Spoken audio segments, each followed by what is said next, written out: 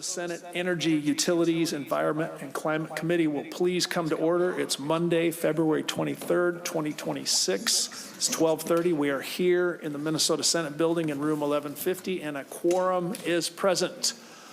Welcome back, everybody. We're going to introduce some new faces here in a second, but first want to say last session, I want to thank members of both parties for the work that we did. We produced a bipartisan omnibus bill. And I think where the state and where the country are, people are asking what are the things we can do together, and I look forward to it. So thank you, members. No new faces amongst the members, but we'd like to ask the pages and interns to come out briefly and introduce themselves, please. Appreciate everybody and all the work that we do before we get to today's agenda.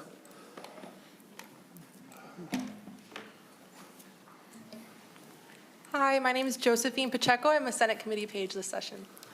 Thanks, Josephine. Hi, I'm Shrew Soloff, and I'm also a committee page for the session. Thanks, Rena. Hi, my name is Julia DeWitt. I'm an intern for the Office of Senator Friends. Julia, what city are you from? I'm from North Mankato. Oh, thank you. Oh, surprise. It's just coincidence. Thank you all three. We also have another intern who will be by Freeman, but he's not here today. With that, folks, we're going to have some good work done this session. Working with Senator Matthews has been good the last 3 years. This year will be no different. On our agenda, as you can see, we have starting with the Department of Commerce. We'll go into some basic presentation, and then members, if there's Q&A that we want to do, we can go to that as well.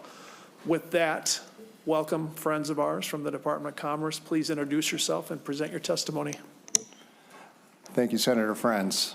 My name is Pete Wyckoff. I am Deputy Commissioner at the Department of Commerce. I run the Energy Division, and I am joined here by my colleague, the Assistant Commissioner. Hi, I'm Lissa Polish. I'm the Assistant Commissioner of Federal and State Initiatives at the Department of Commerce. Thank you both for coming. Dr. Wyckoff, you got some slides for us, members. These slides should be reprinted in your packets. Dr. Wyckoff. Yeah, thank you so much. It is good to rejoin you, second year in a biennium. I think we'll have a great conversation for the next 3 months. Just to remind who we are and where we fit in very briefly, like I said, I run the Division of Energy Resources, which is the department, part of the Department of Commerce. We divide our shop into two sides. One side runs our programs and policies funded by both state and federal funding streams, and the other side is our Regulatory Affairs Division. We do most of our work there focused at the Public Utilities Commission. One way to differentiate between what we do and what they do is they are the judges.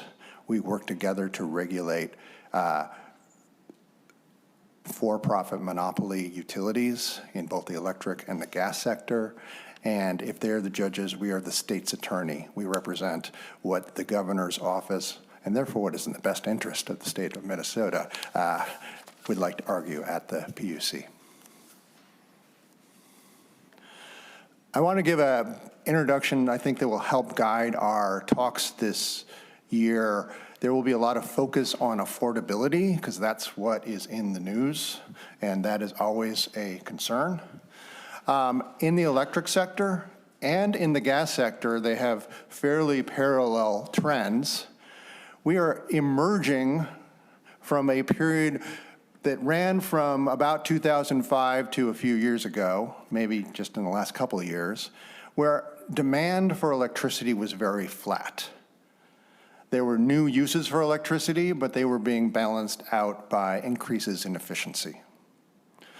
As we move forward, there's a lot in the press about the sudden increase we are seeing, and this is a recent phenomenon, and it may extend into the future, and we have good reason to think it will, where we move back into an era where demand is increasing. The challenge, of course, as that demand increases, is how to meet that increased demand while making sure we have an electric system and a gas system that are affordable, reliable, safe, fair, resilient, and increasingly clean. I want to spend a few minutes talking about two national studies that have been in the press looking at drivers of energy costs. And then I want to talk about how some changes at the federal level and our relationship to our federal energy partners will affect our costs of our electric and energy system more broadly going forward. I want to cover a little bit of the material that came out in a Lawrence Berkeley National Laboratory study looking at recent retail electric price trends. National lab studies don't usually make the news, but this one did. We have talked to the authors, happy to further break down what is in it beyond what I'm saying today. But I just wanted to start by going through a little bit what's in it, because I think given you are the Energy Committee, it's important to know what these national and how the trends are and how they apply to Minnesota. The study from Lawrence Berkeley National Lab mostly covered the period of 2019 to 24. But this first slide and on the left there is from that study. And it presented an overall good news picture that by various metrics, the costs of electricity are going down or have been going down for about 15 years. And you might look at your bill and say, what, that's crazy. They're not going down. So I'll give the caveat, inflation adjusted, they have been going down. Also, different ways of looking at it, as a percent of our economy, the cost of electricity is less and less through time over this period. And as a household's perspective, for the typical household is spending less of their money on their electric bill. On the right, I don't want to make light of the fact that that isn't true for everybody. On the right, we have energy costs as a percent of household income for the various counties in Minnesota. So this is not just electricity, this is energy cost. And I'll note there are some counties in outstate Minnesota, greater Minnesota, where energy costs are actually quite high. On average, over 7% of a family's disposable income. Most of the places where you see it most high are places with delivered fuels, propane or fuel oil, as a way that many people are heating. Those are far and away the most expensive way to heat a house in a cold Minnesota winter. But either way, there are places in Minnesota where energy burden is concentrated, and everywhere in Minnesota there are families suffering from high energy burden. Back to the good news, this is from that study, 2019 to 24, and you see Minnesota in the very lightish blue. Blue on there means that relative to inflation, the cost of electricity went down. And what that says is in Minnesota, on average, during that 5-year period, the cost of electricity went down, inflation adjusted. If you look at the bottom line of what is the cost of energy of any type, gas or electricity, the cost is a balance of drivers. Some things are sending those costs up, some things would be pushing those costs down, and the balance is actually what you end up paying. If we go back to 2005 on this chart from the same study, we can divide the costs in an electric system into 3 pieces. One is the generation. This is the power plant, whether it's on your roof or a coal plant many miles away, that made your electricity. 2 is the transmission. If it is many miles away, then you need to pay for high voltage lines to take those electrons from where they are produced to where they're used. And if it goes very far, we go through the kind of high voltage lines that move through our countryside. You can't hook your house into a high voltage line, so things get ramped down and put into what's called a distribution system that takes things around your city or your town. So if those are the 3 major parts of an electric system, you can say, what do those 3 parts cost and how have they trended through time? The good news, if we go back to 2005, is that generation costs have come down, way, way down. They peaked in 2009, which happened to be the peak of coal in the United States electric system, probably next to nuclear, the most expensive way to get electricity in the US system. As coal has declined, being replaced by gas, which tends to be cheaper, and by wind and solar, which tend to have no fuel cost, The hash marks there, which are the operating expenses, which is mostly fuel cost, have been coming down. And that's been the big story in the electric system. We are switching to forms of electric generation that just cost less. That has masked thus far a rise in the amount we spend on transmission and an even bigger rise in the amount we spent on that last part of the electric system, which is your house, which is distribution. Another way of looking at it is that since 2019 to 2024, in that interval, generation is driving costs down, transmission is driving costs up a little bit, distribution is driving up costs a lot. And the balance is what you pay. Dr. Wyckoff? Yeah. Since the committee's always watching costs, do you mind saying a little more about why distribution is costing more? Just tossing it in there? Next slide. Okay. I mean, if you don't already have a slide ready, could you say more? Oh, you do have a slide ready. There goes my detective career. Thanks. So, part of what worries me as a regulator is if you tell me build a coal plant, I can tell you how much that should cost. I would also say don't, but if you wanted to anyway, I can tell you how much it cost. If you tell me build a transmission line, I could tell you how much does it cost to build that transmission line. Distribution systems summarize thousands of little nodes and thousands of little transformers and thousands of little poles. And it's really hard to figure out how much that should cost. It's much more black box. My team, and I met with them again this morning, is working hard through integrated distribution plans to try to unpack that black box. We need some more help. But since that is the driver of increase, we need to really understand it. This is Xcel. This is Xcel through their latest IDP filings. 2018 projected out to 2030. And you can see that huge growth trend that's national is hitting Xcel as well. One of the things I'll note is that these yellow bars, especially as we go forward, which hadn't appeared in the past, steadily appear in their budget forecasts. And those are for wildfire costs. Whether those are the appropriate numbers, that's what my team is working on. Other things that we have questions about, the blue is basically replacing things that have worn out, and the orange is replacing things that have not worn out, have not reached the end of their life, but maybe the system has increased capacity enough that they need to be replaced again. We have a lot of questions. But either way, the costs are going up, and it's a huge driver. Interestingly, we only have 3 electric utilities thus far where I have the data to show what are the trends. Red here is Xcel, blue is Minnesota Power, follows the same trend.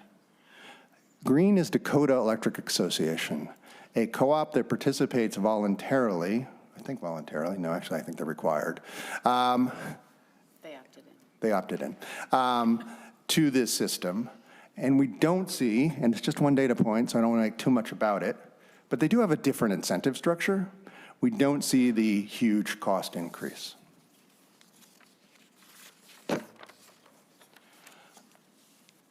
I will say, moving on from, for one slide, from that study, which looked at the electric system to the gas system has the same basic dynamics. If we go back to 1998 in the gas system nationally, half the cost of your gas bill was the cost of the gas. Now, 70% of the cost of your gas bill is the cost of the pipes, and 30% is the cost of the gas. It's that same thing where electricity is getting cheaper and cheaper, but moving it around from one reason or another is getting more and more expensive. Same with gas. The good news, back to the Lawrence Berkeley National Lab study, is there are some drivers that show nationally a good idea if you want to reduce prices. From 2019 to 24, states that added or had the most utility scale electric generation from wind and solar tended to see price depression. It brings costs down. States that had increase in load tended to see prices come down. That makes sense if one theory of the case about increased load is true, and that is increasing load spreads the costs that are fixed, the transmission, the distribution system, over more and more people. And in the places that were adding load quickly, in 2019 to 24, that was the case. That is the optimistic case for adding load through electric vehicles. It is the optimistic case through adding load through sort of fixed large loads like data centers or industrial facilities. If done right, load increases should have a lowering pressure on rates. If done wrong, the problem can be that a good increase is you're using more of your capacity. A more scary increase is you're driving up the peak demand. It's cheap to produce electricity. We're not so worried about how much we're using as long as we have the capacity. But it's expensive to increase the capacity of the system. If that is the case, then you can have upward pressure from new load.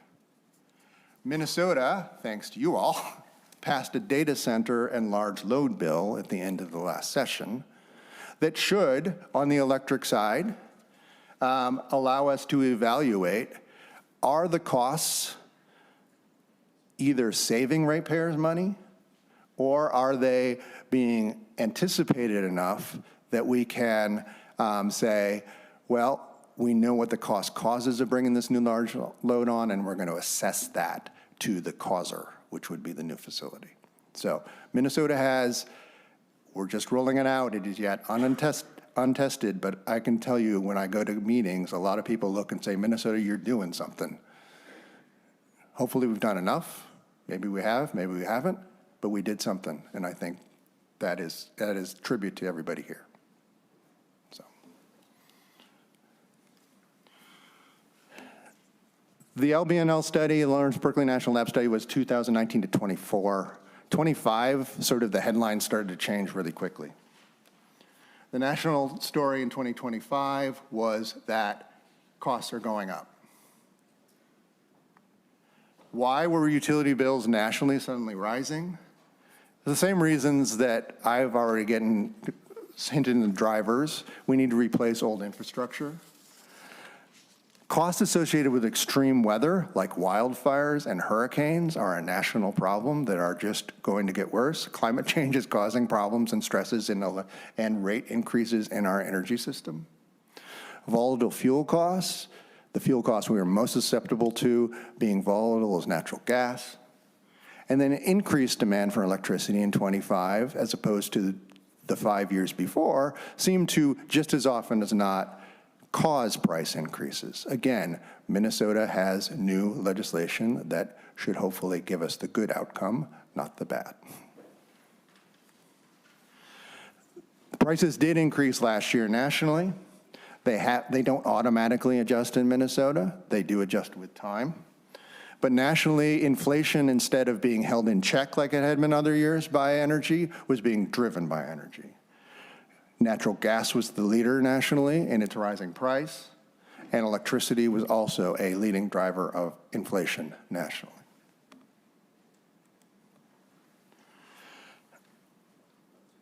Brief word about natural gas. The Energy Information Association is saying we should expect natural gas price increases this year and next year. The reason isn't, and this could happen, the weather. The reason isn't because there's a new war that is causing trouble in the Middle East. Both of those could also drive up prices. The reason is the US is now exporting and increasing at a tremendous rate natural gas. We used to have a competitive advantage. We had cheap gas, everybody else had expensive. They were unlike oil, which has a world rate, there were very different rates because gas wasn't really traded. We have pissed away, pardon my French, that competitive advantage by switching to a market-driven, export-driven gas market. And that is going to bite us. And this is not me saying this, this is the Trump administration saying this, that we expect 16% price increase driven by that factor this year, and an additional 12 to 13% next year. Questions? I have more to say about the federal posture, but I wanted to stop for a second. Thank you, Dr. Wyckoff. Members, any questions for the presenters? Otherwise, we're going to go ahead. Senator Green. I guess I was kind of wondering if, when we're going to start the questions on all of it, or I was expecting it to finish his presentation and then do the other testifiers first. Senator Green, you're right, and that was my expectation too. But then he said, does anyone have any questions now? And I figure we jump in and look at Senator Green. Well, if you want, we can start.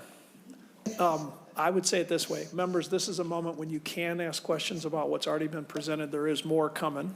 But Senator Gruenhagen already raised his hand, Senator Green. These rules are not easy to violate. Senator Gruenhagen. Thank you, Mr. Chair. Yeah, I do find your report a little troubling. You know, one of the things I noticed about government, figures don't lie, but liars figure, okay? I just in my residence alone, my electric bill used to be under $100 a month in 1983 when I built my house out in the country. I just had the highest electricity charge, $667 for the month of January. And that was after I took the Christmas lights down. So your presentation, I think, has quite, wind and solar do not provide base load electricity. In the states that promote it, you have the highest cost. That's what actually shows. And the thing is, for you to say, we got last session, we had 36% of Minnesotans can't pay their electric bills. And it's, we're 14% away from 50%. So, I just think, there's some truth probably in there. There's a lot of lies and deceit, in my opinion. And again, in government, figures don't lie, but liars figure, okay? And I do not, in my district, electricity costs are going up exponentially. Now, is it just due to transmission or whatever? I'm not sure. But the point is, it affects my farms, it affects my businesses, it affects every area of my district. And I am sick and tired of the Green New Scam. And finally got a president who calls it what it is, which I've been saying for 20 to 30 years already. It's a scam. It's going to undermine our baseload electricity, and it's ruining our competitive edge in the world as far as electricity costs. And here in the state, we're going completely down the wrong path with the 2040 Green New Deal scam. So we should be repealing that stuff.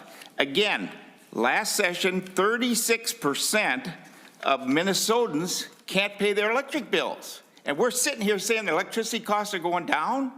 I don't know where you're connected to. If you want to respond, thank you.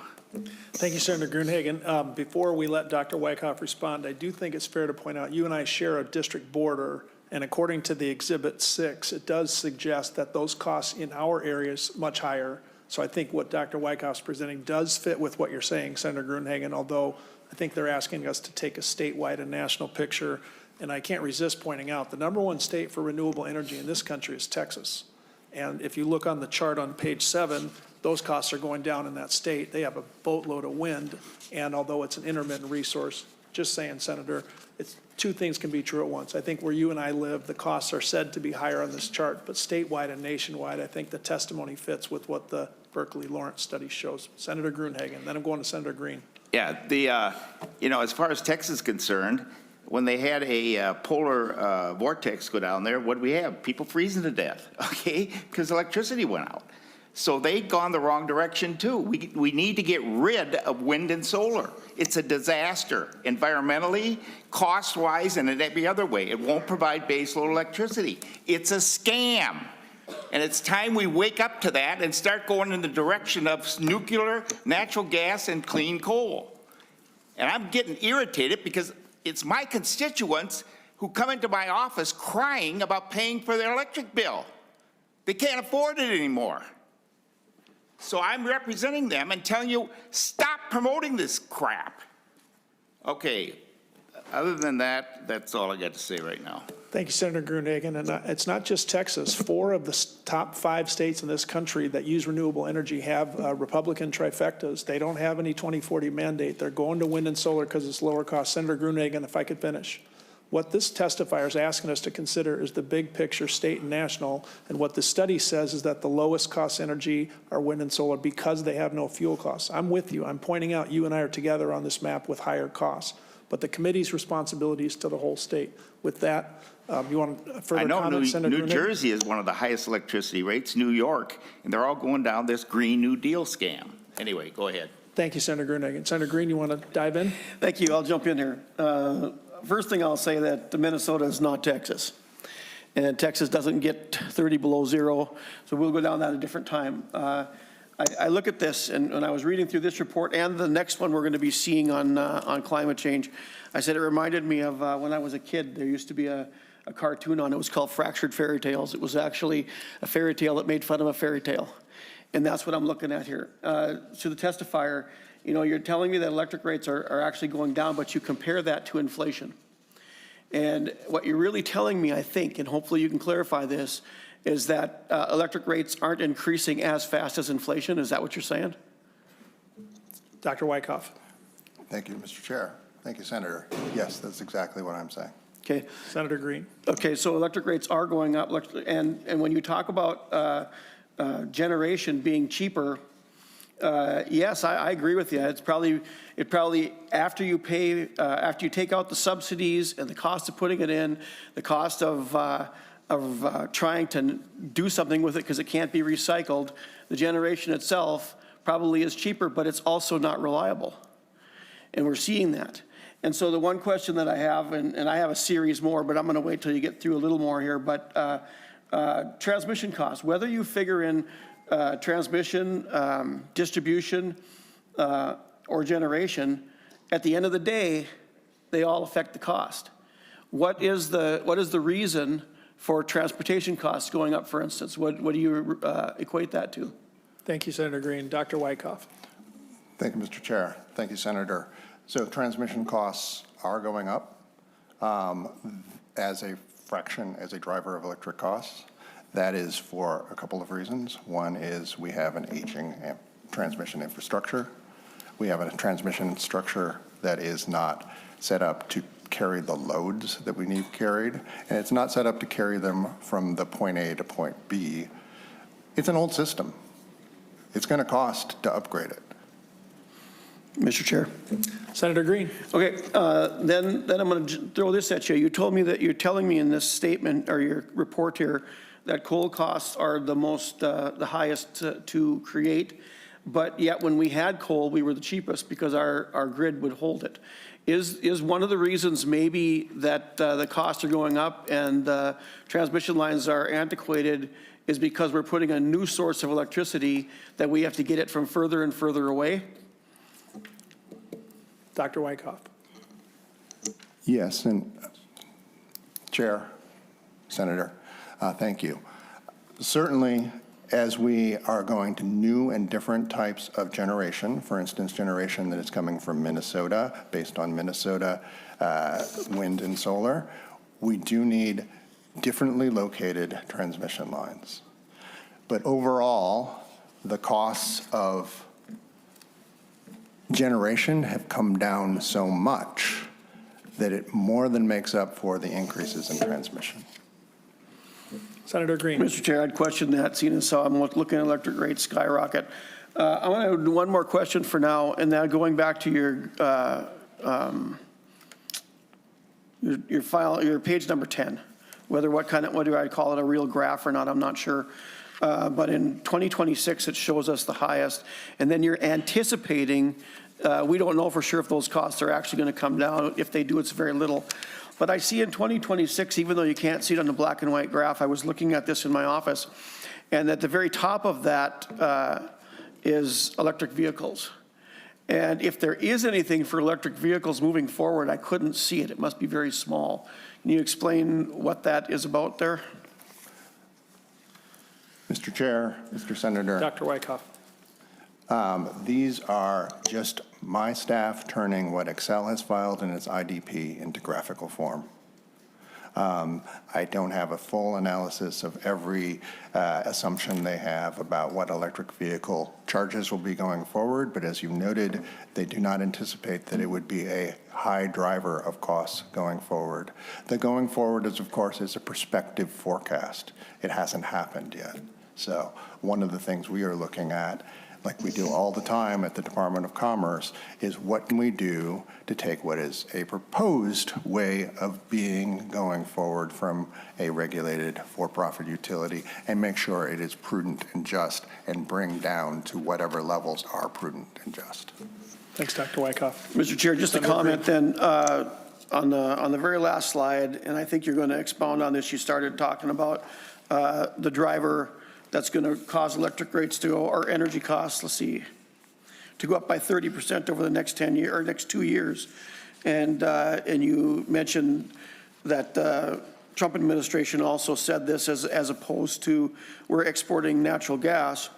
But it also says in there, one of the reasons that we're doing that is because our own production is flat. Because trying to get a business going, even I believe even 3M is talking about moving out of Minnesota now. How drastic is that? Or disastrous, I should say. And so if you're not going to allow new innovation and new job producers, I guess for lack of a better term, to be growing within your own country and your own state, then people who produce natural gas are going to move it somewhere. Thank you, Senator Green. Members, further questions before we let the department finish the presentation? With that, back to you, Commerce. Thank you, Chair. Just to clarify, the amount of production of natural gas in Minnesota is zero. It will remain zero. So there are several things that have happened in the last year that, although they have not yet, in most cases, contributed to rising energy cost, will be expected to increase and be forces up on energy prices. For one, in middle of last year, Congress terminated credits for commercial scale wind and solar that will commence construction later than the middle of this year or be placed in service after next year. That's for utility scale. Household clean energy and EV credits terminated in 2025. At risk in terms of integrated resource planned expansions by our 3 electric utilities that are regulated, so it's not everybody, it's just those 3, is about $7 billion in expected costs that would have been borne by the federal government, instead will be borne by Minnesota ratepayers. That's $7 billion coming off the U.S. taxpayer and going to Minnesota ratepayers. Nevertheless, wind and solar, even without these subsidies, will be the cheapest way to add electricity to our system. We will still, for various reasons, likely go ahead with these projects. So when we do, because we need to keep the lights on and raise generation, that cost will be transferred from the federal, what it would have been, which was federal ratepayers, to Minnesota, federal taxpayers to Minnesota ratepayers. What we have done is taken the legs out from under and increased the cost of the things we can actually build in a timely manner. If electric demand is going up and you need more generation, the thing you can build quickly is wind and solar with storage. The thing people like to talk about is we're going to restart nuclear plants. We are. It's probably not a terrible idea. That's just my personal opinion. It's probably a good idea. But there aren't very many of those mothballed nuclear plants that can be restarted, and those will take a little time. Moving further out to where do we get new generation, we can say we'll build gas plants, and we will. The Excel IRP settlement that Commerce negotiated includes lots of new wind and solar, but also a new gas plant. If you haven't ordered your turbine, You're not getting it this decade if you're building a gas plant. So unplanned gas is now being booked out into the next decade. You can't do it quick. These data centers and other things saying they want their power really quick. Finally, we hear next generation nuclear, which may be a very good idea, but it's not going to meet demand that's coming online in the next 2, 3, 5, 10 years. Wind and solar is what can do that. If you need power even more quickly, energy efficiency is really quick. Demand response, demand management is really quick. Virtual power plants, which are using things like rooftop solar and batteries and home water heaters and home thermostats as a resource that can be commanded by the system and used in place of generation, those can be really quick. We can increase the capacity of our power lines with grid-enhancing technologies, and that's cheaper than building new power lines. And we can take existing power lines that have old wires on them that don't conduct as much and replace them with a newer, higher tech wires that conduct more and increase the capacity, and you can do it a lot faster than building a whole new line. These tax credit rollbacks I mentioned in wind and solar are expected to them alone. Of course, there are other factors that will drive up and down.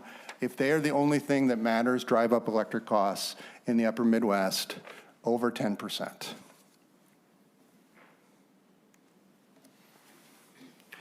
These tax credits are going away. I would just like to point out that Commerce has taken the monies in the State Competitiveness Fund that you all have allocated to us, and we have been pushing them out the door quickly in favor of using those tax credits while they're still here. What that has meant, one example, is a expansion of what had been only Excel territory, Solar on Public Buildings program. We took State Competitiveness Fund money and we said, let's do this statewide. And we have, in the last half of 2025, 200 different municipal buildings that said, we like that deal, all over the state, as you can see from the map. We will take state money to leverage that federal money, and we will put solar on, and that will save our local governments money going forward for the next 20 or 30 years. There's also a lot of interest in geothermal, which is continuing in terms of tax credit. So it's only really the wind and solar that we're going to cut back. I've said this before, Minnesota, whatever your opinion of it, is just true. Under the Inflation Reduction Act and under the Bipartisan Infrastructure Act, was able to attract billions of dollars in grants and get them signed as binding contracts.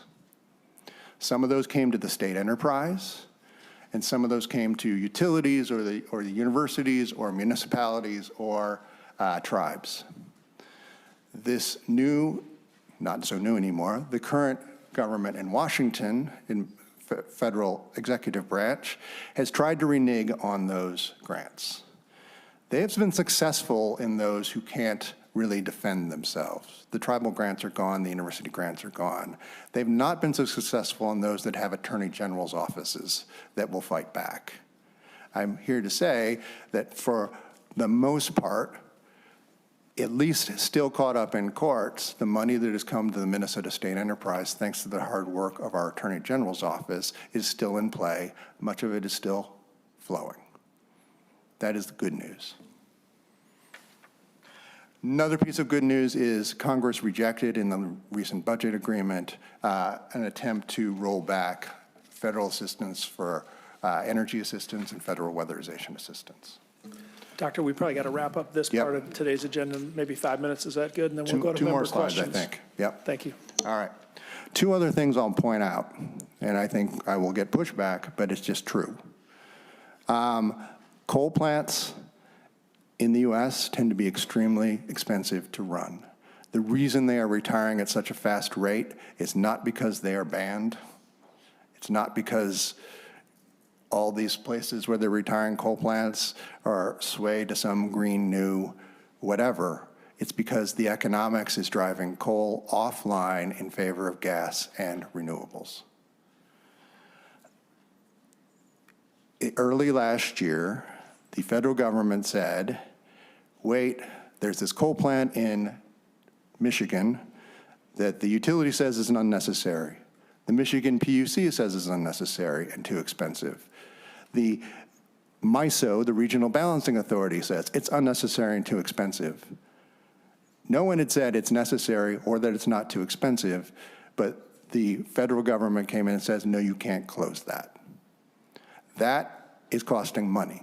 That is costing that one plant about $300 million annually, and that is appearing on bills, including, unfortunately, Minnesota's bills, because we are in the same balancing region, and every ratepayer in that region is getting charged. This has been followed by lawsuits. We'll see how they come up, and it's been followed by further actions in other states. So to summarize, we've seen a bunch of inflationary action out of the federal government in DC. The repeal of clean energy tax credits is energy inflationary. Failure to deliver on contracts is inflationary. Policies to stop coal plant closures are inflationary. Tariffs, I didn't even get into that, are inflationary. And policies to increase exports of natural gas are inflationary. And with that, I will wrap up. Thank you for that, Dr. Wyckoff. Member questions? I see Senator Dibble, and then we'll go to Senator Green, Senator Thank you. Rarick, and then Senator Gustafson. Dibble, Green, Rarick, Gruenhagen. Senator Dibble. Thank you, Mr. Chair. I have kind of two-ish questions. One has to do with, I think you touched on it a little bit, this order that we read about coming from the federal administration. There's a big ceremony at the White House about it, demanding that coal plants either be kept in service or those that have been eliminated from service be, refurbished and reopened.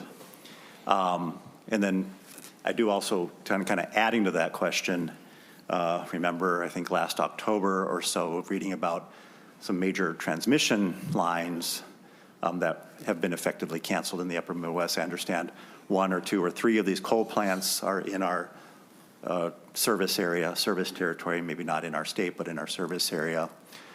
So my first question is, what do we anticipate in terms of the cost to electric bills resulting from those 2 actions? Number 1. Number 2, you touched on a little bit towards the beginning of the presentation. I apologize, I had to chat with some constituents in the hall, so I might have missed it. You talked a little bit about how we had mitigated against some of the increasing demand through conservation efficiency, and that effect is ameliorating. And why is that so, and how can we get that more conservation, more efficiency back to continue to have a positive effect on rates, on the cost of electricity? Thanks, Senator Dibble. Dr. Wyckoff. Yeah, I think on the first question I'll answer, and then I'll turn to my colleague here on the conservation question. So thank you, Chair, and thank you, Senator. And I said Dibble. service area, I meant like our kind of our MISO area, our distribution, Yeah. general So distribution area. we have 3 coal plants thus far have been affected in the MISO area. I don't have the numbers, but I can get you on what the combined effect on bills is.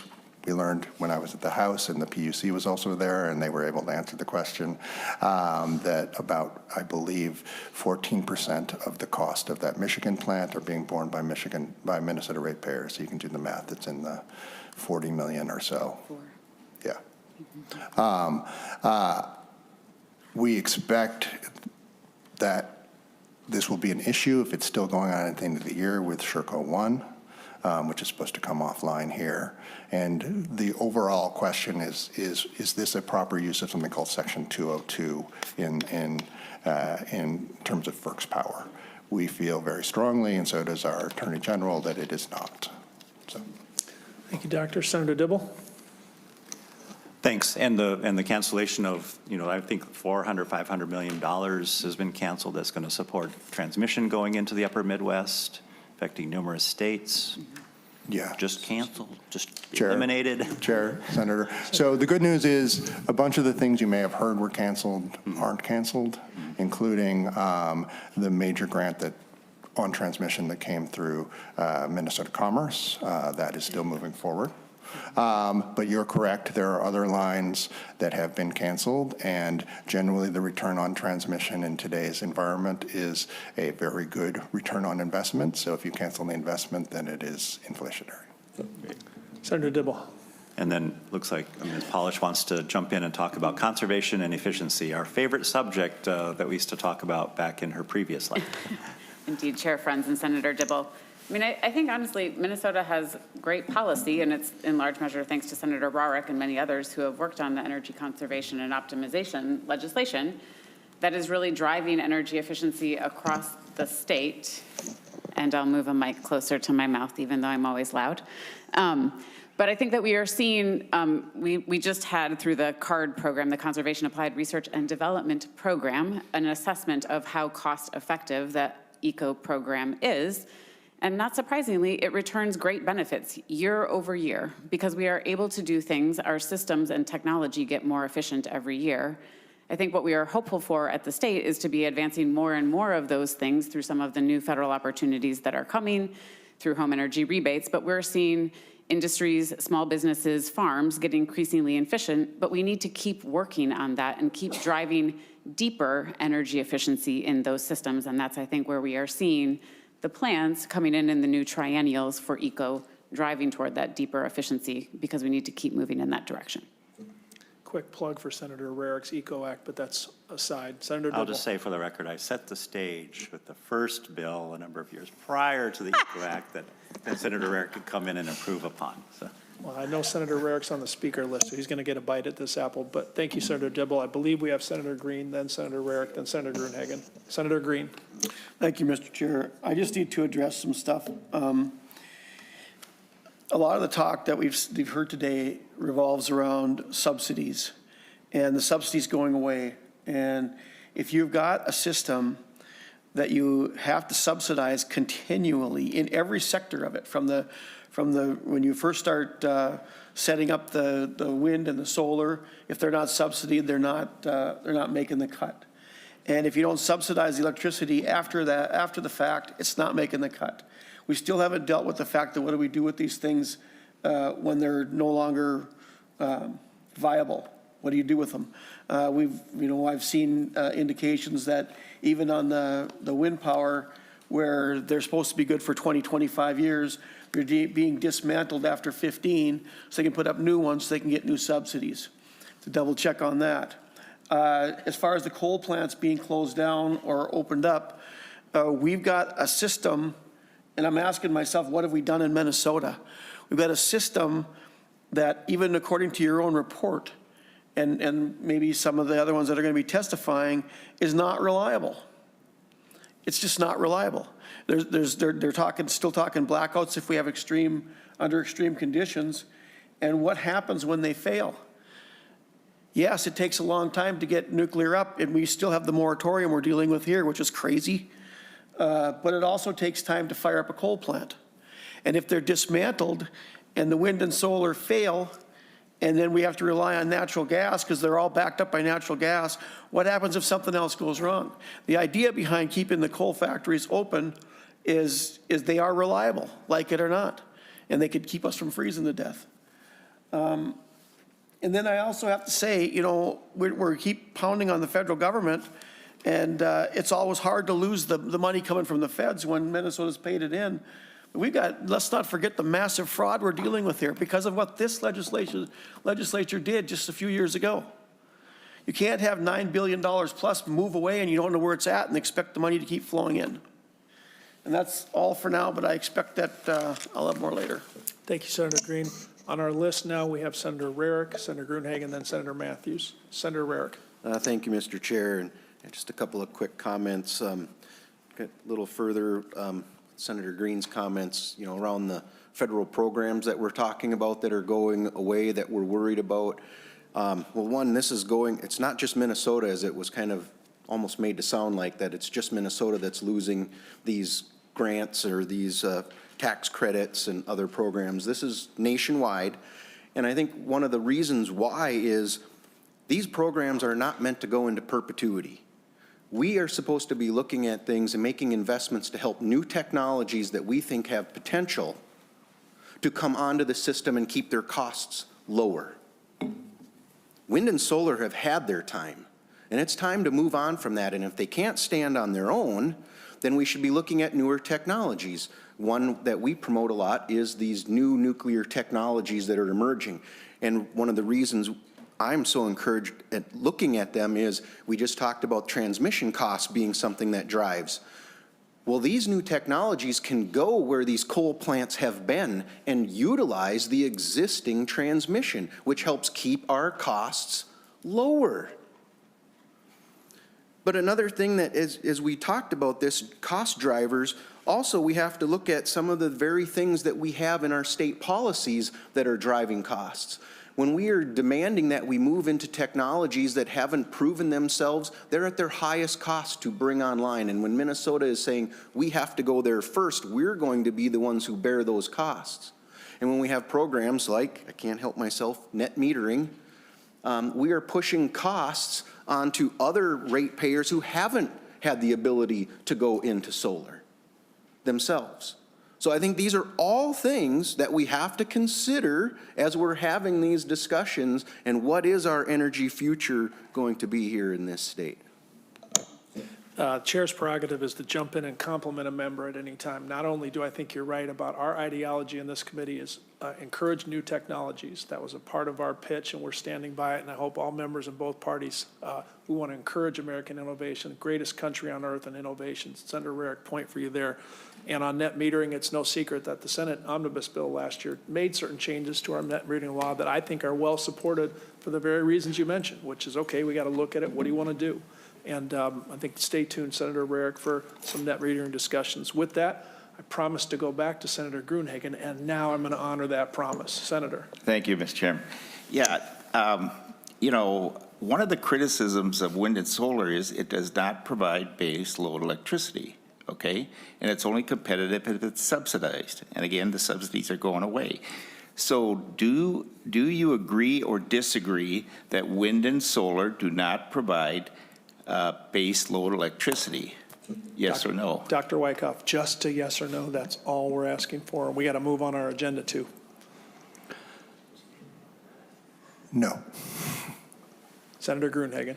Well, I think the majority of experts across the nation would say yes, they aren't reliable. Second quick question I'd ask is this. Bill Gates was a Green New Deal disciple, I'd say religious disciple. He supported climate change, global warming, whatever you wanted to call it, or change it the next day, and the subsidies for it. But now that the data centers are coming online, guess what Bill Gates is doing? He's refurbishing 3 Mile Island nuclear plant because he wants base load electricity. He doesn't reliable, inexpensive base load electricity. Why do you think he's refurbishing the 3 Mile Island plant when he's got all wind and solar supposed to be so great? Dr. Wyckoff, I kind of want to jump in on that one too. Of course, nuclear is a carbon-free source, but I think it's a good point that nuclear won that battle with Bill Gates. Dr. Wyckoff, any further comment as we move the agenda along? Mr. Chair, no, I agree that it is probably a good thing that we're restarting some old nuclear plants, and that's just my personal opinion. Let the record reflect agreement between Dr. Wyckoff and Senator Glenn Gruenhagen. Senator. Yeah, that happens once in a while. Then final just comment is, I just want the public to understand, we are going contrary to inexpensive base load electricity here with the 2040 bill. It should be repealed. Wind and solar are a tax-sucking scam. It's going to drive your electricity rates up as these subsidies go away, and it's not going to be base load. And when we have severe weather, you're going to have people dying in their homes and other areas because of that. And it can be blamed on the Green New Scam. Get rid of it. Thank you. Thank you, Senator Gruenhagen. Senator Matthews. Thank you, Mr. Chair. I'm ready to move on to our next topics and look for where these committees we can, on both sides of this committee, can try to find agreement on things working together. It just took a few minutes to pull up some of the studies that were cited in here and see how many of these studies are coming from organizations that have pretty strong activism as a part of the studies that they're putting together. I also want to point out, and I'm pulling it up here in real time, right now in our MISO grid, we're having coal, gas, and nuclear providing 70% of the load that we're using right now. Wind and solar together are coming in at just a hair under 30%, and that's all fine and good, and that's what I'm glad about. I'm citing this to point out I would peek at these charts, especially during the cold snap that we went through for a couple of weeks here recently. And at one point I saw those base load combinations as high as 88%, with a significant increase in the total megawatt usage as a whole of it being like 10% higher than cold snaps that we were in 4 or 5 years ago. So the energy that we're needing to consume is going up, as we were pointing out. Demand is going up, and the amount that our baseload generation has to supply goes up significantly during these cold snaps.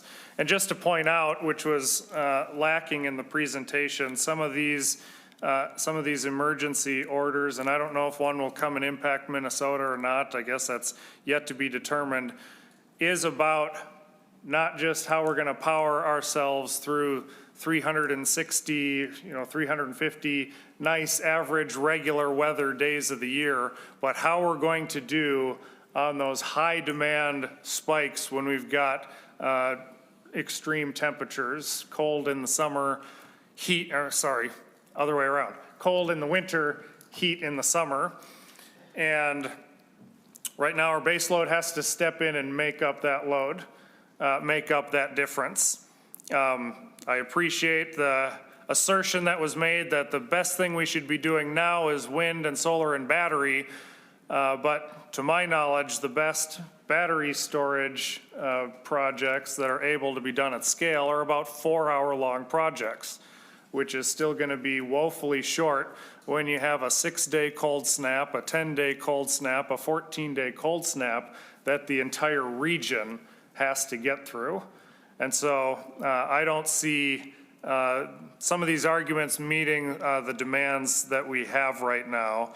And that's why I've been harping on this committee for many, many years under previous chairmen, including chairmen that were on my side of the aisle, that we'd have agencies and energy producers, our big companies and such, that would come here, and we'd have long presentations about all the things that are being wound down in Minnesota, and not a lot about what's getting fired up to be put back in its place. So I'm going to highlight that again. And just as a final aside, because I've jotted down your comment, Mr. Chair, I appreciate that you've made the comment that this committee is supportive of new technologies. If that were fully true, I would have hoped that at least a partial moratorium would have been passed about 3 years ago in this committee. But here we are, and we'll try again, because we are going to need more baseload energy generation in the discussion, in light especially of the mandates that this committee has passed. So we'll keep on it. I'll keep holding you to claims that are made here, see where we can try to work together and push our state back onto the right track. Thank you. Thanks, Senator Matthews. Thank you, Department of Commerce, for the presentation. As you may be able to tell, you've spurred some additional discussion. That's always a good thing. We have some work to do, cost, reliability, and hopefully clean, and welcome your involvement. And members, the study in here is just one study of many. We have the right as members to bring forth other studies if we want to have them added to the record. Senator Gruenhagen, you're free to bring arguments about cost, and let's just keep going down this road. Thank you. Our next presenter is Midwest Reliability Organization, Mr. Seufert, here in a new capacity, which is perfectly legal.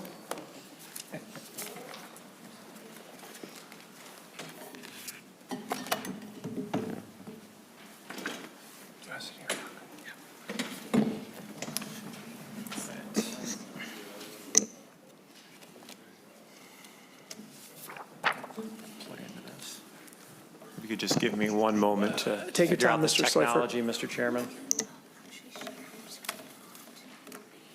And members, we do hope to wind up today at 2 o'clock, give or take.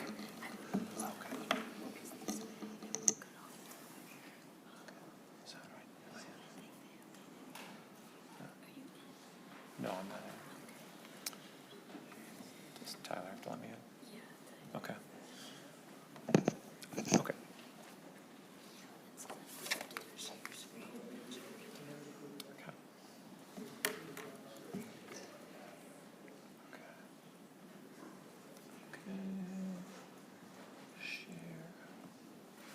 Let's try that. Am I up? Okay. Great. This is just another example of how great our staff is at helping our testifiers present comprehensive, understandable testimony. Mr. Seifert, welcome back to the committee. Make sure you mention your new capacity, and with that, please present your testimony. Thank you. Thanks for the invitation to come back. For the record, I'm Will Seifert. I'm the Director of Regulatory Affairs for the Midwest Reliability Organization. I've been with the company for about 6 months. Prior to that, I spent about 20 years in Minnesota state government, and I first cut my teeth on this committee back around 2005, 2006, talking about some of the same issues then. So really appreciate and value your time today. So I'm going to turn it over to my colleague, Mark, to introduce himself as well. Yep, thank you, Mr. Chair, and thank you, committee. My name is Mark Thiemeyer. I am the Director of Power System Risk Management for the Midwest Reliability Organization. I've been with MRO for going on 3 years now. My role for our organization is a holistic top-down framework for identifying, assessing, and managing risk to the power system, reliability risk to the power system, and also to coordinate our activities within our organization for that risk. Just to give you a little bit about my background, prior to joining MRO, I did work at Xcel Energy for 15 years, largely in the transmission system operations area of Xcel Energy, where I led a staff of system operators that sat around the clock, monitoring and controlling the high voltage electric grid for Xcel's assets in Minnesota, North Dakota, and South Dakota. I have seen and experienced a lot of different system events and situations. I've seen the hottest of hot days, I've seen the coldest of cold days, and I've seen everything in between during my time at Xcel Energy, and along with a lot of other staff at MRO who also have utility experience. We do bring a lot to the table when it comes to system reliability. All right. All right. Well, I'm going to just take a couple minutes here to introduce the committee to MRO, what we do, tell our story a little bit, and then I'm going to turn it over to Mark to talk about our regional risk assessment that we recently published and how we understand risk to reliability and security here in the Midwest region. Our story and really the existence of regulation over mandatory electric reliability standards in the United States dates back to the 2003 Northeast blackout. This cascading event impacted over 50 million Americans and Canadians, spanning from New York City up into Toronto. Congress then acted in 2005 and passed the Energy Policy Act that gave FERC the authority to enforce mandatory electric reliability standards. 1 year later, FERC designated the North American Electric Reliability Corporation, also known as NERC, as the ERO, which is the Electric Reliability Organization. And then 1 year after that, NERC delegated responsibility to, at the time it was 8, now it's 6 regions to monitor and enforce compliance with those mandatory standards. We refer to ourselves as the ERO enterprise, but that is where our roots go back to. So a little bit about our company. I have our mission up there, and our vision all revolves around secure and reliable high voltage bulk power system. And I put that up there because you all have to balance a lot of interests. You have to consider affordability, you have to consider sustainability, community impact, along with reliability. We have the luxury of just speaking to you today, just speaking to that one leg of the stool, reliability. It is critically important to what we do, but we also, we don't focus on, we're not an economic regulator. We're not providing any information or background on the economics, just reliability. We are just down the road. We hope to be a resource to the committee going forward. But we are headquartered in St. Paul, Minnesota. About 80 employees, most of our employees with similar background to Mr. T. Myers. We are a nonprofit, so we are not a government entity, but our regulatory authorities come from federal statute. As I noted before, we have a delegation agreement with NERC that has been approved by the Federal Energy Regulatory Commission. That gives us regulatory authorities. We also have a mandate in the Federal Power Act to conduct reliability assessments, and we'll talk a little bit more about those. As a nonprofit, though, we don't advocate in favor of or against policy. We have a mission to educate and be a resource, but we're not going to tell you what policies you should or you shouldn't pass. So this is our footprint here. As you can see, it spans through the provinces of Saskatchewan and Manitoba into parts of Texas. Over 27 million people depend on reliable electricity in this region. Our regulatory authority extends to over 250, we call them registered entities. These are largely generator owners, operators, transmission owners, operators, and mostly utility companies throughout this area of the continent.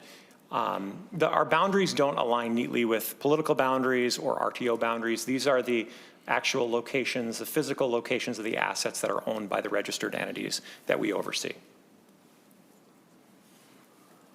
So here you can see a little bit of a picture of where our jurisdiction lies. We are focused on regional and national grid stability. So when we talk about the bulk power system, where our jurisdiction lies, this is substations, transmission lines, generation that is over 100 kV. So these are your large energy facilities that interconnect with the bulk power system. When they get below that level, that's referred to as a distribution system, which falls exclusively under the oversight of states and provinces. I like this slide a lot because it really does reinforce it. Reliability is a team sport. Your constituents don't care if their power goes out because a tree falls on a distribution line or if it's a cascading event that's on the bulk power system. That's why we're here. We want to be a resource to you all as you respond to these concerns at the local level. And then before I turn it over to Mark, I talked a little bit about the first two items. Those are our regulatory authorities. We register and certify entities in our footprint. We monitor and enforce compliance with mandatory electric reliability standards. As I noted before, the Federal Power Act requires that the enterprise performs regular assessments of the adequacy of the bulk power system. So we're going to refer to these assessments throughout our presentation.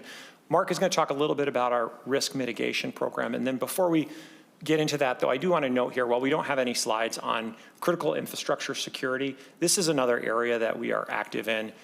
We are part of the EISAC, which is a national and international electricity information sharing entity. And we convene what's essentially a regional EISAC, if you will, through a weekly threat call that we convene with utilities.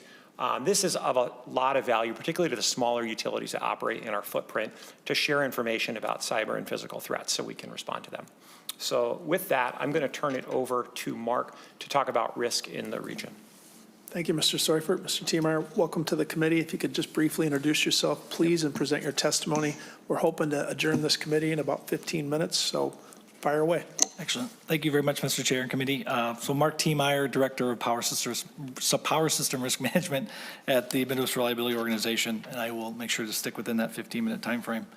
So MRO conducts an annual regional risk assessment that really becomes the foundation of our work to identify and prioritize risks to the reliability and security of the bulk power system specific to MRO's footprint.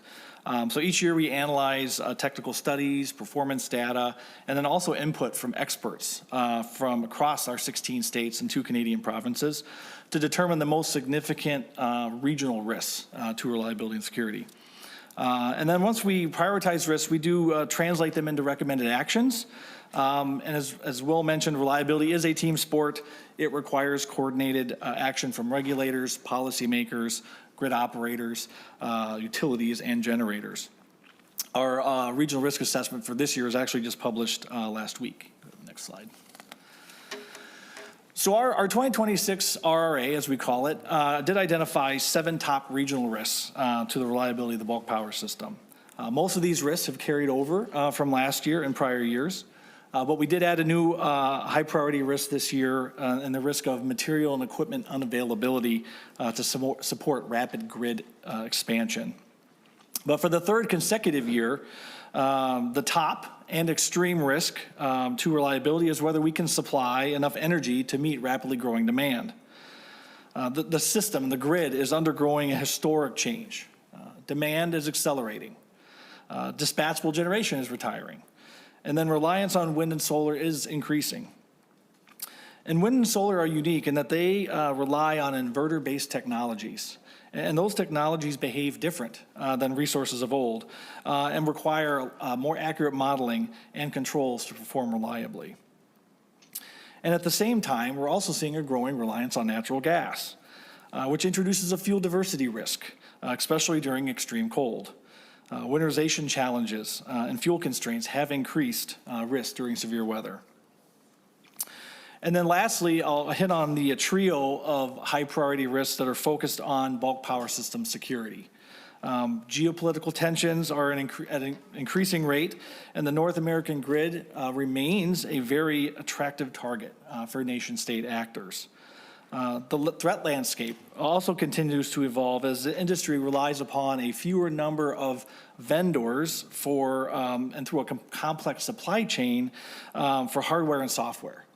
And a compromise at any single one of those vendors could cause a cascading event that would impact multiple utilities, not only across our footprint, but across North America. And then lastly, there's an ever-present risk of a malicious insider at any of our companies and vendors that could become an ongoing concern. Next slide. And just to hit a little bit on our extreme and top risk here on what we call uncertain energy availability,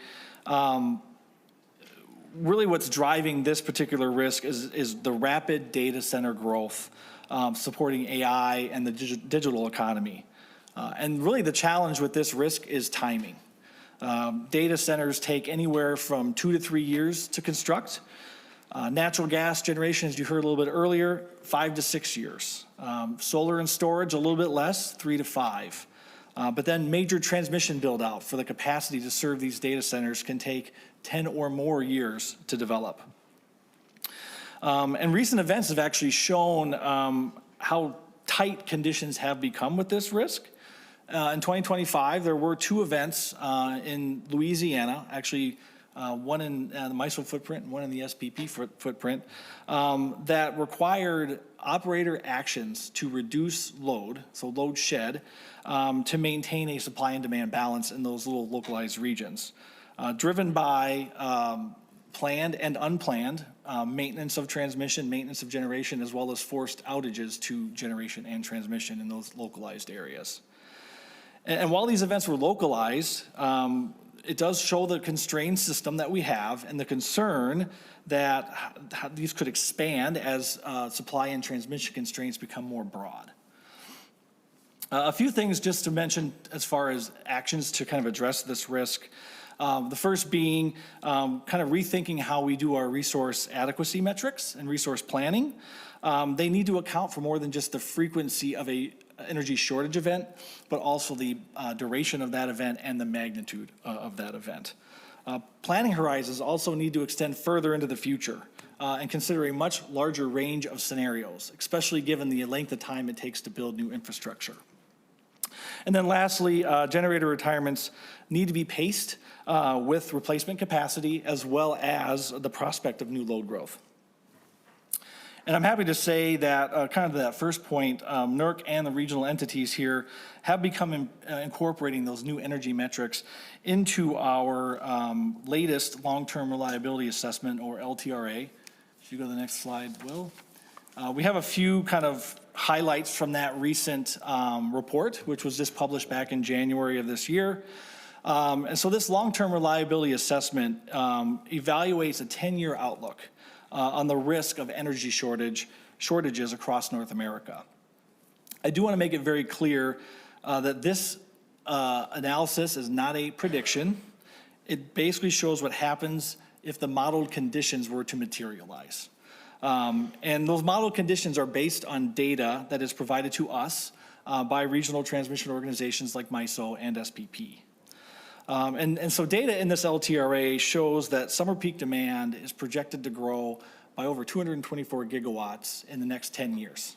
And that's a 24% increase from the projections that we even made just last year in the 2024 LTRA. And new data centers, of course, are the main driver for that growth. As you can see on the right-hand graph there, prior LTRAs from 2022 and 2023 had much more modest growth. It wasn't until 2024 when a lot of this new prospect for data center demand really has driven up accelerated those projections. Excuse me. And then at the bottom of this slide, that kind of shows the picture of what we've actually added to the system based on the projections from our recent reliability assessments. Mr. Timmer, I think we're going to have a member question here. I hate to interrupt, but that's just how it goes sometimes in the That's totally fine. unpredictable world of the Senate Energy Committee. Senator Rarick. Thank you. When you're talking about this increase in the data center, are you looking at all the projected ones that are under proposal stage right now, or are you looking at which ones you actually think have the potential to come online when you're coming up with this idea of the growth? Thank you, Senator. Mr. Timmer. Yeah, so like I said earlier, the data we're using for this assessment is coming from those RTOs. So it's not what we think is going to be, coming on the system. It's what they're providing to us. And of course, they're getting their data from their utility members as well to bring all this up into our scope. So we don't have good purview exactly into like how much of that amount is approved data centers versus prospective. But in general, I think the directionality of this is kind of where we are going. We are expecting a lot more load growth than we had for the last 10 or 15 years. Appreciate that. Senator Rarick, you want any follow-up? You're trying to figure out based on what? Okay. Mr. Chairman, can I just add a little bit more color to that Mr. too? Seufer, sure. So to be counted in load forecasting, data center projects have advanced from speculative and exploratory stages into actual development commitments necessary to drive grid planning studies. So what you're going to see here is data center and large load growth forecasts that are in the LTRA are likely to be more conservative than predictions from the technology industry or from economic, research, academic, or policy organizations. Thanks for that additional information. No, Mr. Seufer. recognizing though there still is uncertainty in that. I think it's a great question. Senator Rarick, you good for now? Okay. Mr. Timmer. Excellent, thank you.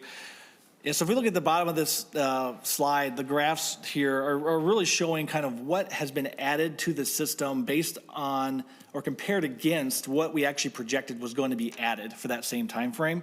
And it is showing that resource additions are falling short of our expectations from our LTRA.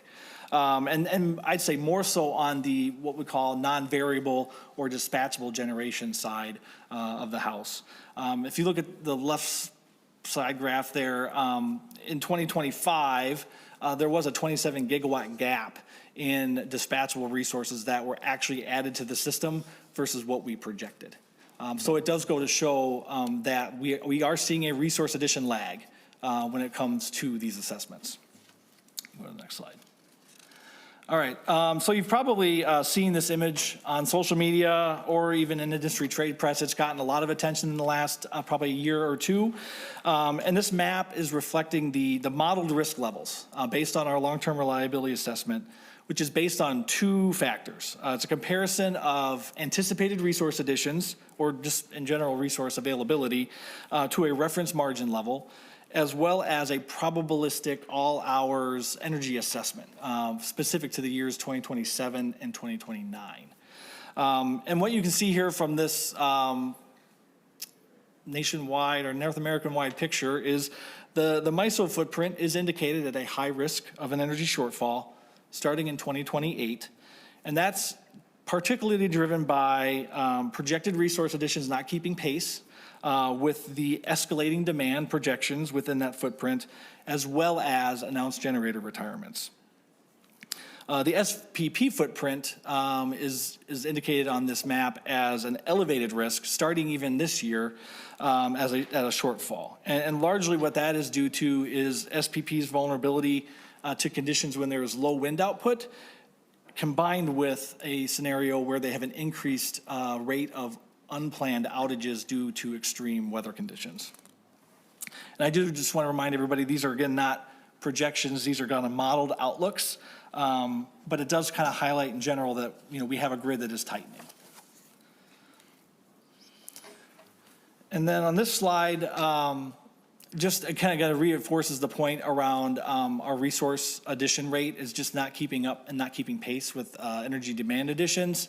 Anything you see in that blue bar, not the hash part, is a commitment, is a approved resource that's going to be added in the next 10 years. Everything that's in that hashed bar section is more of a prospective addition, hasn't been approved. However, you can see if we do add the prospective generation that is in our study in the summertime, we will meet that 10-year demand growth. Where the real concern is in the winter, where even if we add all that prospective generation, we will still fall short of our projected demand growth. Next slide. And speaking a little bit about cold weather, MRO has identified a risk, and we've seen this in the past, where there have been probably the most significant widespread customer outage events have occurred during extreme cold weather events. During Winter Storm Uri, for example, in 2021, approximately 4.8 million customers lost power, largely in Texas, where outages of generation were driven by not only failures to operate through that extreme cold, but also by fuel constraints, particularly natural gas fuel constraints. One thing I can say to this particular risk is NERC has taken action on this. We have approved new reliability standards that bring into the compliance space for all of our utilities the need to have winter weather preparedness plans, as well as winterize their equipment to the extreme cold weather that they would expect to see at that particular plant. And that generally has improved generation performance within the last year or two. Next slide. I'll cover this very quickly about the past winter storm that we just saw probably about 2 or 3 weeks ago, Winter Storm Fern. This was a Arctic blast that dipped into the middle portion of the country. And like everything in our industry these days, especially when it comes to winter weather, we compare it against Winter Storm Uri as the benchmark storm. As what you can see from this slide is dispatchable resources, coal, gas, nuclear, do remain essential during extreme weather events, winter events. And then also natural gas is becoming a much larger share of the winter generation mix, largely due to coal retirements. And then lastly, I'll mention just specific to the SPP footprint, wind generation did provide a meaningful contribution to their operations during this 3-day storm. It even did allow them to export some of their excess energy to neighbors to support neighbors during this weather as well. And then, like I mentioned, overall generation fleet performance has improved since 2021, but we do see challenges still in the future. MISO in particular for this storm did have to declare an emergency condition, actually the second highest level of emergency condition on January 24th. And that was largely to gain access to emergency generation and also to deploy load management approaches. I'm going to actually skip the next slide. On our winterization program. Mr. T-Mayor, we're going to take another member question here. Senator Hoffman. Thank you, good Senator from Mankato. This is a great presentation. When you talked about Weather Fern, during that Fern snowstorm. What was the impact? The Nelson River, I remember a few years ago, Minnesota Power, it talked about the work they had done on the wind coming from North Dakota and the use of Nelson River to create this baseload, but they were able to use Nelson, the river, as like a battery, so to speak, in instances. Could you determine whether or not that had a good impact on this, Fern, or you're not able to read that? Yeah, I don't have the specifics, but if you went back, that's two slides there, Will, one more. I don't have the specifics on that, but you'll see, as we're fighting technology. There's a lag between. Because you said solar had an impact, and it just dawned on me that there was this great investment that Minnesota Power did with I absolutely think, Manitoba Power. all megawatts are good megawatts, right? And hydro, so the Nelson River Hydro, obviously is a small piece of that pie, but it absolutely, if it was generating during this window, which I don't have that information, it's going to support, reliability in those instances, even if it is just a small portion of the pie. Senator Hoffman, any follow-up? No, Mr. Chair, it's just that we're looking at, how was this? It scares me to see us, and I'm telling you, Quebec is looking pretty nice right now for, I'm kidding. Just on the high risk of this, and it's like, that's pretty scary to see that, but then to hear about the reliability and seeing how solar had a part of that, yet at the same time, what the good senator from the western part of our state has said, don't ever forget, Andrew, but when you talk about what do we have that's in the system right now that could be helpful in that, the moratorium, talking about nuclear power, those kinds of things, we will have more discussions on it. We've been having that since 2013. So thank you. Thank you, Senator Hoffman. I mean, it's as good a time as any to point out what we're hearing testimony on is that we're not generating enough energy to meet our demands over the next 10 years. So every member of the committee's got to bring their district voice to how we're going to get there. And that's setting aside any clean energy goals. We have to provide power for the state, or they're going to forget all about their state legislator, do some other stuff. Mr. Tiemeyer, back on track. Are you still going? I've got one slide left, and that's it right here. And this is just on our new elevated risk around material and equipment unavailability. And it's essentially the just challenge with getting the critical electrical equipment in the ground to provide a reliable purpose. As you've probably all seen and heard, utilities are planning major investments to replace aging infrastructure, expand transmission, and also support new generation and load growth. Both MISO and SPP are planning significant high voltage expansion all the way up to 765 kV, the highest voltage level that we have in this country. And at the same time, these hyperscale data centers are also increasing competition for that scarce resource, the electrical equipment, because they're having to build their own facilities to serve that. And so what we're seeing is lead times for this critical equipment have remained at historically high levels. And without improving that availability, this generation and transmission expansion that we have been talking about is going to be constrained. And that's going to further heighten the risk of our energy shortfalls. If we can't get the steel in the ground, we aren't going to be able to generate or transmit electricity to serve new loads.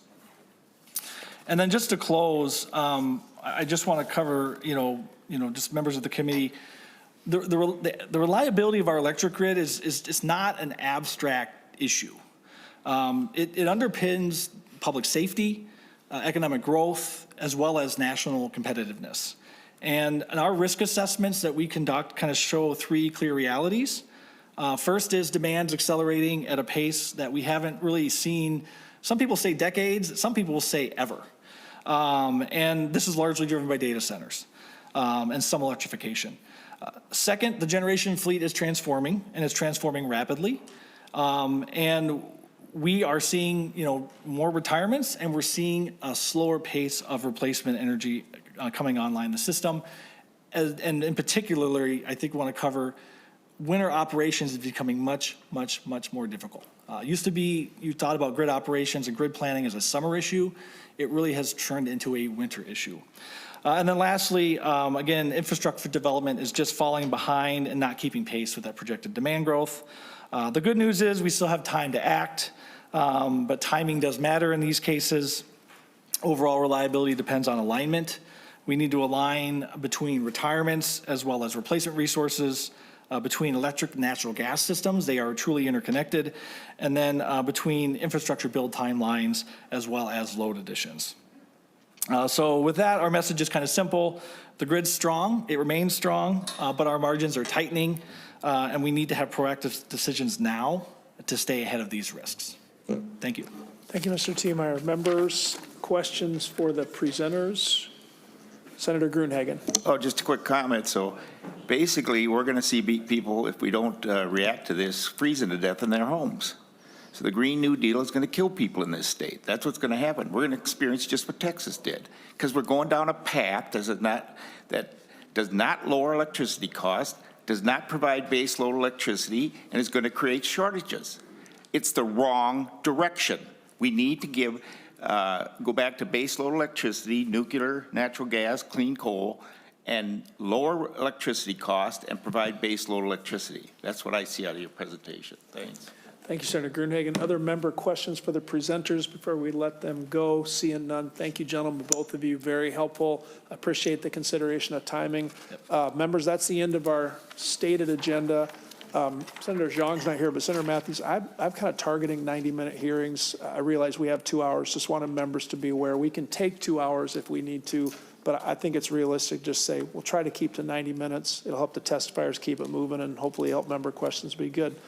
Any objection to the chair's stated idea about 90-minute hearings? Anybody in the audience who dares challenge that common sense approach to the hearing schedule? Seeing none.